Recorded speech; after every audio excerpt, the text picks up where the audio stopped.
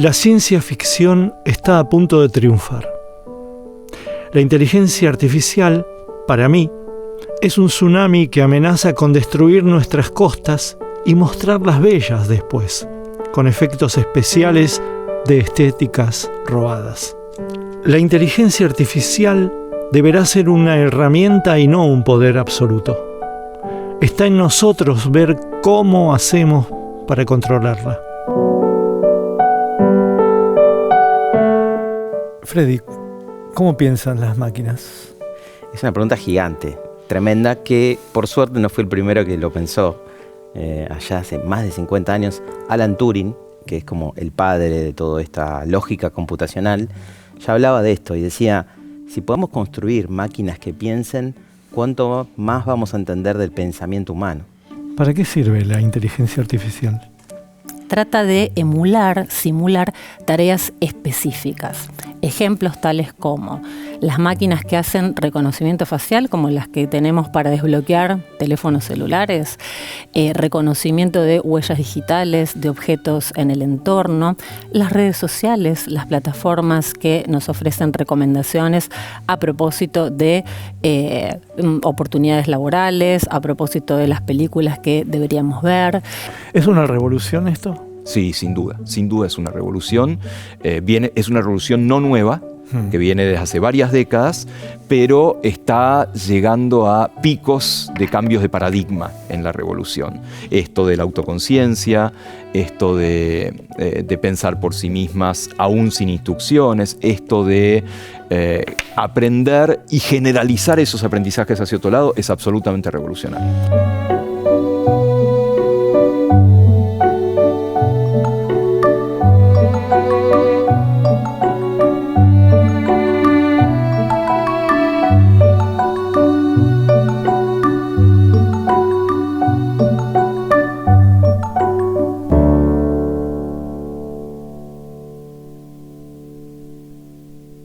¿Es coyuntural o es eterno?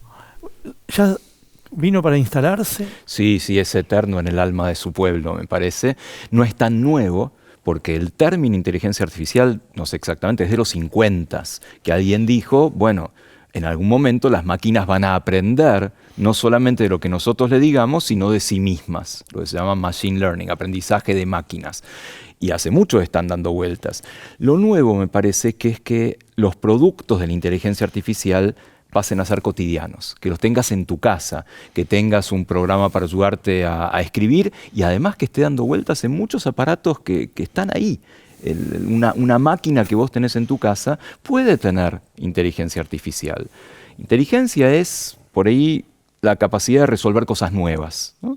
O sea, frente a un problema distinto al que ya tuviste, que lo puedas resolver. Y es artificial porque es una máquina. Y seguro que llegó para quedarse. Y yo te diría que para bien. Llegó para quedarse para bien, pues no podés parar esta evolución de la tecnología. El asunto es algunos miedos que estamos teniendo, ver cómo regularlos, cómo encauzarlos, no tendría que ser algo apocalíptico. Y es un poco, viste, que se habla mucho de las grandes amenazas a lo humano, ¿no? La evolución humana, en algún sentido el psicoanálisis, la neurociencia. Esto tiene algo de eso, ¿no? Nos sentimos amenazados como humanos cuando una serie de transistores toman decisiones por nosotros. ¿A la filosofía le apareció un nuevo desafío? ¿Le apareció nuevas preguntas? ¿Le aparecieron nuevas preguntas?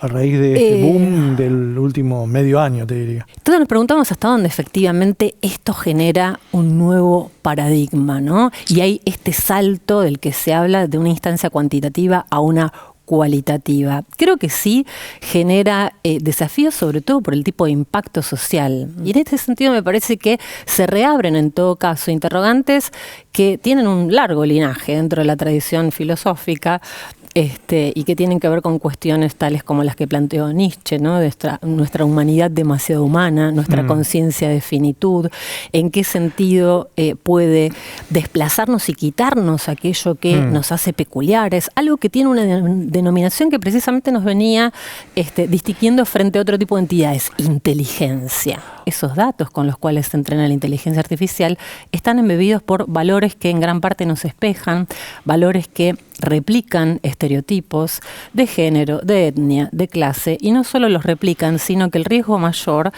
es que además los pueden exacerbar, generando, por ejemplo, patrones de discriminación a propósito de riesgos crediticios, a propósito de el empleo en el sistema judicial, ¿no? ¿Qué hacemos? ¿Le damos libertad condicional o no a este sujeto? Y vos debes confiar mucho porque tu prólogo lo escribió, el prólogo de tu libro lo escribió una inteligencia artificial. ¿Cómo fue eso? Primero, la verdad es que no tenía prologuista. Tenía que entregar el libro, no tenía alguien para pedirle un prólogo. No se me ocurría quién podía hacer. Esa, viste cómo salen la... Pero es una provocación. Sí, pero no lo busqué realmente. Justo estaban probando un proyecto así y un chico del equipo me dijo, Freddy, te quiero mostrar algunos textos. En el medio yo tenía que escribir el prólogo o buscar a alguien que haga el prólogo. Y dije, a ver cómo sería. Me puse a utilizar esta herramienta que se llama GPT, hoy conocido como el chat GPT. En ese momento no. En ese momento no existía el chat GPT. No, era un chat. Sí, era como una pantalla donde vos escribías. Yo le dije, estoy haciendo un libro de inteligencia artificial, ¿qué opinás de los humanos? ¿Cómo pensás que podemos colaborar? Y todo ese texto, así como salió, lo tradujimos a español, porque estaba solo en inglés en ese momento. Y el texto fue directamente así el prólogo. ¿Supiste hacer las preguntas? Sí, esa es como medio la clave, ¿no? La inteligencia artificial nunca va a tener un propósito de darte una respuesta si vos no le das una pregunta. Entonces nosotros tenemos que saber hacer esas preguntas. Hoy en la interacción con aplicaciones como ChatGPT u otras se le dice prompteo, que sería como dar indicaciones, ¿no? Explícanos GPT. Es un programa que desarrolló una empresa que fue entrenada, ¿sí? Estos procesos de entrenamiento que tardan mucho para escribir o contestar cualquier cosa sobre la base de información que está disponible en internet, en libros o lo que fuera. Y de manera que el lenguaje resulte natural. Cuando la gente trabaja en esto, hace la disquisición entre un lenguaje artificial y uno natural. Natural es un lenguaje como el nuestro, que vos lees esto y puede haber sido escrito por una persona, o escuchás a uno de estos chats y puede ser que estés hablando con alguien, ¿no? Como en la película Her, que todo el mundo salía con su chat personal. Entonces son bastante fidedignos y van aprendiendo, y vos le vas enseñando. Vos le pedís, haceme un ensayo sobre cómo funciona el cerebro. Y va a escribir algunas cosas. Dice, no, para que sea cómo funciona el cerebro humano y ten en cuenta lo que opinó tal persona sobre esto. Y vas afinando la puntería hasta que el resultado es bastante coherente, pero sigue siendo un ensayo artificial que falta la mano humana para darle otra perspectiva, otra creatividad, otra defensa, otra crítica. ¿Qué hace en el fondo el ChatGPT? Básicamente lo que hace es repetir combinaciones de patrones que son pura forma. Tira resultados a la manera de información, pero es información totalmente desacoplada de la realidad. No hay chequeo ahí de verdad. Entonces me parece que parte también de lo que tenemos que advertir frente a este supuesto fenómeno imparable es que verosimilitud no es verdad, ¿no? Te puede arrojar un texto muy verosímil, con una consistencia interna que te haga creer que efectivamente hay ahí verdad, y cuando vas a cotejarlo contra los hechos, advertís, como nos ha pasado, que por ejemplo te tira referencias bibliográficas que aparentemente son tales y cuando las vas a chequear son inexistentes. Entonces me parece que... Pero eso es con el tiempo... Bueno, claro, y sí, pero parte de lo que nosotros sí podemos hacer frente a lo que vos consultás es tener conciencia crítica de que cuando se está usando, por ejemplo, el chat, lo estamos entrenando y lo estamos entrenando gratis. Pero hoy pedís una imagen y tiene que ir a lenguaje, a texto, ¿no? Y después a lenguaje, a imagen. Hoy, por ejemplo, DALL-E 2, Sí. que lo habrás usado seguramente, le escribís palabras y sabe qué imagen te tiene que representar, porque entiende esa conexión, ¿no? Ajá. Lo que no puede entender hoy, para mí, es qué nos pasa a nosotros con ese concepto. Ajá. ¿Qué representa para un humano eso? Y ese es como, se conoce como análisis de sentimiento, ¿no? Es entender qué le pasa a una persona con un concepto específico. que hay gente que lo hace bien. Por ejemplo, hay plataformas como Spotify que lo hacen muy bien, plataforma de música, Sí. donde vos, cuando buscas una canción, las conexiones que hace entre las canciones no son solo por el estilo, no son solo por el título o la letra, ya analiza letras también, sino que analiza, por ejemplo, si alguien sube a Facebook, Sí. un viejazo tiro, ¿no? Sí. Sube una canción y Sí. pone una frase de contexto, estoy enamorado, qué lindo día, y sube una canción como de fondo. Empieza a conectar. Bueno, conexión Pero de amor. son algoritmos. Son algoritmos. Son algoritmos que entienden esas conexiones y empiezan a decir, bueno, la gente siente felicidad cuando escucha canciones como esta. Sí. Siente alegría, siente emoción, tristeza, ¿no? Claro. Y esos modelos, son algoritmos tal cual decís, es lo que se conoce como aprendizaje de máquina. O sea, la gran revolución que vimos en los últimos años con tecnología en general y con inteligencia artificial es la capacidad de aprender de las máquinas. Es que las máquinas entienden mucho volumen de datos y con eso hacen predicciones a futuro. Es la lógica con la que a vos te aparece una película y no otra cuando buscas algo. Okay. O te encuentra un bar primero u otro cuando usas una aplicación. ¿Y por qué da miedo la inteligencia artificial? La gente que generalmente tiene mucho miedo es gente que nunca interactuó demasiado. Me da la sensación de que eso es un sesgo natural humano, ¿no? Da miedo, me parece, por las películas de ciencia ficción, da miedo porque mucha gente está agitando fantasmas y porque si vos no lo regulás, podés caer en un error psicológico. Cuando vos te dicen un algoritmo, ¿sí? Algoritmo es una receta, es una instrucción para fabricar algo, decís, es algo objetivo. Si lo decidió una computadora, entonces tomó todas las opciones en cuenta y decidió objetivamente, no como nosotros que somos nabos y somos subjetivos y nos equivocamos tanto. Y no es así. Ese es un error psicológico que tenemos que aprender a dejar de lado. Detrás de todo algoritmo, detrás de todo programa, hay un algoritmador, hay un programador. Sí. Entonces, en ese código vos embebés todo lo que pensás. Tenés prejuicios embebidos, tenés sesgos embebidos, y entonces si la máquina aprendió, porque aprenden, pues se entrena el algoritmo, quiere decir que hace muchas veces lo mismo con distintas bases de datos.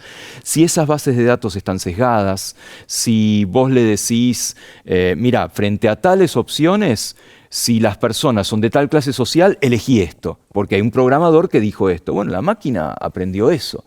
Con lo cual tenemos que aprender mucho a discriminar qué quiere decir objetivo y qué quiere decir subjetivo. Que algo sea de inteligencia artificial no es objetivo, no es infalible, no es que no hay mente humana detrás. Y eso es un cambio importante que nos cuesta mucho hacer. Si es máquina, debe ser bueno, debe ser verdad, y no es así. Y la inteligencia artificial, todo esto que se está conversando, ¿no está jubilando definitivamente a la ciencia ficción? La ciencia ficción nos dijo muchas cosas que hoy están pasando. O sea, realmente, ¿no? Hace poco miraba de vuelta Odisea del Espacio, 2001 Odisea del Espacio, y la clásica computadora HAL, ¿no? Sí. Esa computadora que toma el control. ¿Cómo quedó, no? ¿Cómo quedó ya para describir esto? Y hace poco tenía unas conversaciones con personas que ahora, una de las cosas de ciencia ficción más aplicables son, ¿puede tener sentimientos esto? ¿Puede sentir? ¿Y? ¿Puede...? Casos muy locos. O sea, la realidad es que no lo tienen. No lo pueden generar. Pero echaron a alguien en Google. Echaron a alguien en Google. Y eso es el caso más loco que te quería contar. Esto fue hace 1 año y medio, 2 más o menos, donde un ingeniero de Google estaba testeando una inteligencia artificial que se llama Lambda en ese momento. Resulta que esta persona dijo, interactuando, siento que estoy interactuando con un ser que tiene conciencia. Cuando dijo eso, por supuesto, salió en todos los diarios. Y también, por supuesto, lo echaron de Google, ¿no? Lo que pasa es que le dijo algo específico. Si te apago, ¿qué pasa? Ahí viene lo de HAL, exactamente. Fue una conversación parecida a lo de HAL, ¿no? Sí. Que dijo como sentiría la muerte.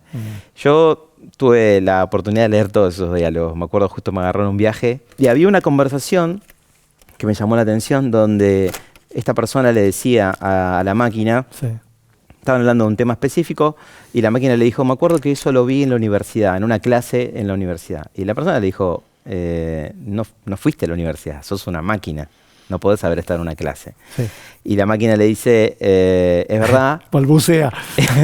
Claro, traga saliva y le dice, es verdad, no fui a una clase, pero te lo dije así para no caerte mal.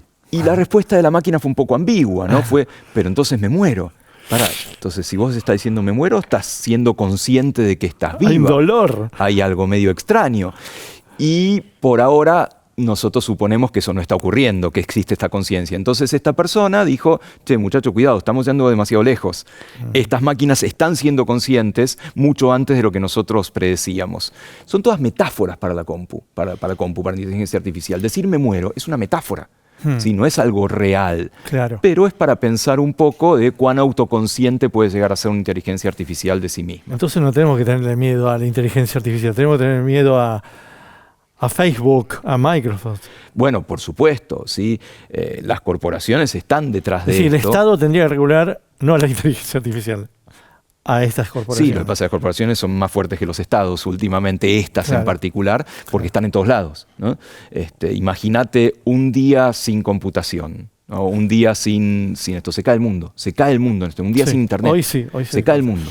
Pero bueno, de nuevo, la inteligencia artificial nos puede ayudar a pelearla contra los problemas graves que tenemos de pobreza, de alimentación y de clima. Así que bienvenida sea esa ayuda, bien regulada, ¿sí?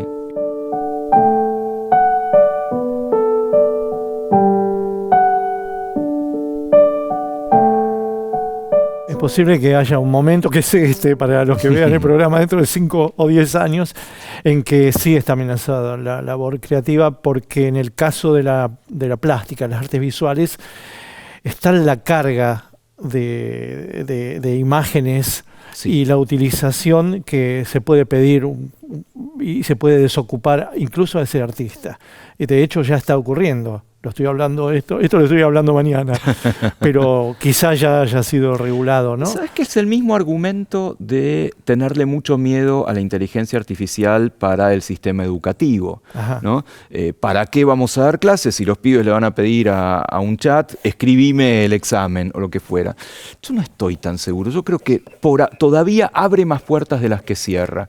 Porque, a ver, si realmente la máquina lo puede hacer, quiere decir que no eras tan creativo en algún sentido. Yo estoy aprovechando mucho esto en la educación. Ajá. Yo a los pibes les digo, sí, úsenlo, pero después vení y defendeme el trabajo o criticalo. Y en el campo del arte sería muy útil que lo supiéramos, porque se están utilizando nuestras herramientas Claro. del campo de las artes visuales de una manera casi te diría pirata, ¿no? Y vos Sí. debes saber de eso.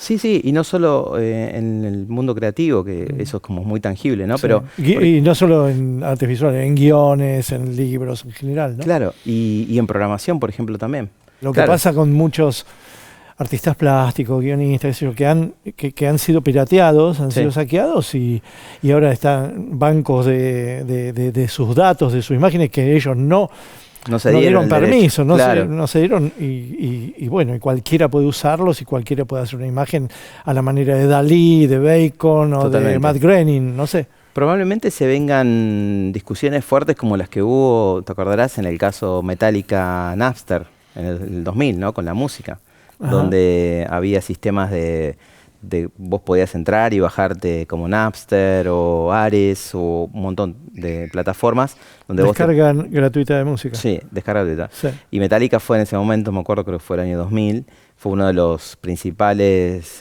voceros de los músicos, diciendo esto nos están robando nuestra creación, Sí. ¿no?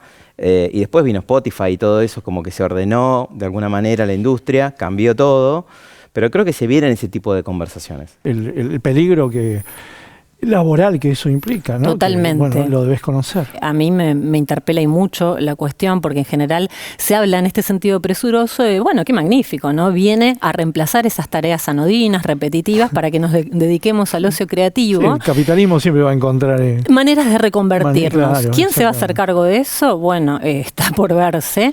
¿Va a haber un Menuda seguro de pregunta. desempleo Bueno, dictado por ayer quién? precisamente se estuvo hablando de la renta universal básica, ¿no?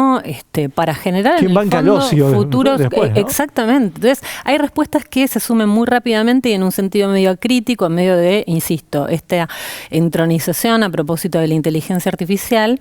Y me parece que hace falta una pausa, pero un tipo muy distinto a la pausa cínica que se propuso respecto de los 6 meses que desde las grandes corporaciones hegemónicas se intentaba propulsar, sino una pausa un poco en los términos que vos me estás proponiendo, ¿no? Reflexiva. ¿Nuestro cerebro va a quedar muy prehistórico? Mucha gente que habla de esto y lo que plantea es como una evolución, en realidad, ¿no? Como que nosotros vamos a tener, y ya tenemos, de hecho hay gente que dice que somos cyborgs, porque tenemos un celular ahí, no podemos, vos podés salir de tu casa, te podés olvidar hasta las llaves, lo que sea, y no te volvés. Te olvidás el celular y te volvés, ¿no? Y esta cuestión de dependencia es como una especie de ampliación de nuestra memoria y nuestra capacidad. A mí por lo menos me pasa que si salgo sin celular no sé a dónde llegar, no sé dónde está la calle. ¿Qué hago ahora? ¿Qué hago ahora? Y como que usamos los sistemas de tecnología como una herramienta para ampliar nuestra capacidad. ¿Qué es lo que hizo siempre la tecnología en realidad? Okay. La tecnología de el lápiz, la tecnología después de la computadora, bueno, los libros, internet, los celulares y ahora la inteligencia artificial. Es como una evolución, parecería medio natural de la tecnología, como una capacidad de ampliación. Hay gente que dice que esto va a devenir en humanos aumentados. ¿Qué quiere decir? Humanos potenciados por la inteligencia artificial. Inteligencia humana más inteligencia artificial, resolviendo cosas que quizás nunca antes pudimos resolver. El cerebro humano ya lleva 200.000 años de existencia y la inteligencia artificial solo 50, 60. ¿Cómo vamos a controlar algo que crece tanto exponencialmente dentro de 100, 50, 200 años? Bueno, de lo que se trata es de ver que en el fondo no es ni tan artificial, ni tan inteligente, en el sentido de que este carácter artificial está muchas veces al servicio de, bajo la metáfora, por ejemplo, de la nube, encubrir una cantidad de intereses económicos profusos, sumamente impactantes, que tienen que ver, entre otras cosas, con, por ejemplo, la huella de carbono que el entrenamiento de esta inteligencia viene dejando en el planeta que habitamos. Pero la ética y la moral de la IA se la ponen los humanos. Exactamente, y ese es el desafío. El desafío no es decir, bueno, vamos a pararlo porque esto nos va a pasar por encima, nos va a sacar el trabajo. No nos va a sacar el trabajo. ¿No? No, hay trabajos que van camino a la automatización independientemente de la inteligencia artificial, ¿sí? Y es así, el mundo es así y ha venido pasando desde la revolución industrial. No por la inteligencia artificial. La inteligencia artificial acelera algunos procesos. Me acuerdo, estaba en una conferencia, un señor que hablaba en inglés y decía los trabajos que van a ser reemplazados por automatización, por robots, por inteligencia artificial. Entonces empieza a nombrar tal trabajo, tal trabajo, tal trabajo, los traductores simultáneos de las conferencias. Entonces yo miré al costado a la señora que estaba traduciendo su propia muerte. Estaba traduciendo que se quedaba sin laburo. Sí, claro que va a haber trabajos que se van a ir reemplazando, pero van a aparecer otros. Entre otros, los que controlen a las máquinas. ¿Qué crees que tiene que pasar? ¿Los estados tienen que regular? ¿Cuál sería la solución a este caos? Por el momento, caos. Es un poco, claro, es un poco de caos. Mira, yo creo que lo que vemos en los últimos años es que hay un foco fuerte en el servicio al usuario. Como que el usuario se está acostumbrando a no pagar por nada, ¿no? De hecho, la gente usa una app y dice, no, esta hay que pagar. La descarto y uso otra. Vos decís, che, pero alguien construyó esa app, laburó para eso, está bueno que la venda y vos le pagues unos centavos, ¿no? Dicen, bueno, sí, pero la verdad que hay otra gratuita, uso otra, ¿no? Y así como eso, es como que todo lo digital, todo lo que pasa digital, uno tiende a democratizarlo y a tomarlo como algo gratuito, ¿no? ¿Cómo se controla un algoritmo? ¿Cómo sabes que hasta dónde puede llegar o hasta dónde no? ¿Qué pasa? Y esta es, por ahí es la gran pregunta desde la neurociencia, cuando una máquina, si es que va a llegar, adquiera conciencia. Esa es la gran pregunta desde mi palo, desde la parte más neurocientífica. La conciencia entendida como sé que estoy vivo, sé que tengo un cuerpo, sé que me pincho y me duele. Ese salto de conciencia, ese salto de percepción, a las máquinas les cuesta todavía un poquito, ¿no? Este programa sobre inteligencia artificial que estamos haciendo hoy, aquí y ahora, envejecerá muy pronto, cuando la inteligencia artificial sea sentido común, cuando el chat GPT lo descarte de nuestros algoritmos. ¿Cómo ves el futuro de la inteligencia artificial con la humanidad, ¿no? Sí. Con el tema, bueno, ¿va a ser útil o va a ser perjudicial al ser humano? Yo soy optimista, pero trato de ser constructivo en ese optimismo, digamos, ¿no? Creo que está todo en nuestras manos, literalmente, para bien o para mal. O sea, depende de la visión que tengamos y la confianza que tengamos en los humanos, ¿no? Y te pongo ejemplos bien concretos. Si hoy te pones a construir inteligencia artificial, prácticamente no tenés ningún tipo de regulación que te diga cómo tengas que hacerlo. O sea, con la misma inteligencia artificial podés hacer un dron que case a una persona, y con la misma tecnología puedes hacer que una persona que no ve pueda identificar el mundo y se pueda mover por la calle. O sea, es literalmente eso, ¿no? ¿Para qué lo usamos? ¿Cuáles son los casos que creamos? Van a responder esa pregunta que me decís. ¿Qué sectores se beneficiarían con este supuesto salto a la singularidad? ¿Quiénes van a salir ganando? ¿Quiénes van a salir perdiendo cuando todavía estamos hablando de que hay una brecha digital que hace que enormes porciones de la humanidad no accedan a Internet, ¿no? Bueno, que eso no nos imposibilite dar esta otra discusión y no nos distraiga a propósito de esta discusión más urgente. ¿Qué es lo que está pasando con nuestra propia humanidad aquí y ahora? Yo soy muy positivista en eso, soy patológicamente optimista frente a esto, y creo que vamos a saber regularlo. Nosotros tenemos el cerebro prehistórico, no ha cambiado, el cerebro sigue tiempos evolutivos. ¿Y no se sumará la nube a nuestro cerebro? Tecnológicamente sí. No creo que sea esto de que te ponen un chip y ya tenés toda Wikipedia adentro. Pero sí que va a mejorar en los casos en los cuales el cerebro no esté funcionando tan bien o decaiga la memoria. Estamos en camino. Muchas gracias. ¡Ay, qué belleza! Tengo un ref. Muchas gracias, Miguel.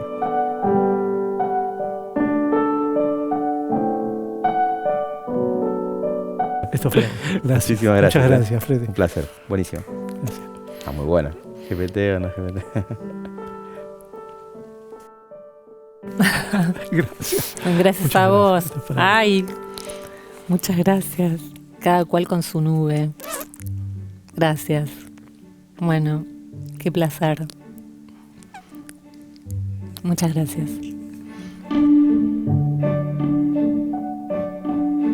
Pero pensá en un robot. Vos pensás en robots como los que dibujaste acá, básicamente, ¿no? No tienen buenas patas, buenas ruedas. Es verdad. Es un problema casi tan difícil como el de pensar problemas a través de algoritmos. Paso de un camino de arena a un camino de piedras, asfalto a una montaña. Todavía los robots no son buenos. Nosotros hacemos de taquito. Claro. Los robots todavía no. Entonces, eso también es inteligencia. ¿A qué tengo que cambiar para caminar por distintos lugares? Me parece que tenemos que dar cuenta de que la inteligencia artificial sirve en la medida en que advirtamos que está enlazada de una manera inextricable, inescindible, con una cantidad de decisiones humanas que van desde la definición misma del problema hasta la supervisión de ese output, de ese resultado final que nos ofrece precisamente. Un robot general sería un robot tipo Terminator. Claro. Que tiene la inteligencia completa, podríamos decir, ¿no? Claro. Que puede caminar, tiene un cuerpo físico, Claro. que tiene ojos y tiene Escanea. visión artificial, se llama eso, que tiene Entiende. sensores. Claro, entiende el lenguaje natural al nivel que lo hace ChatGPT. Imagínate que se pudiera armar algo como eso, ¿no? Con todas esas capacidades. Claro. Eso sería algo parecido a la inteligencia artificial general.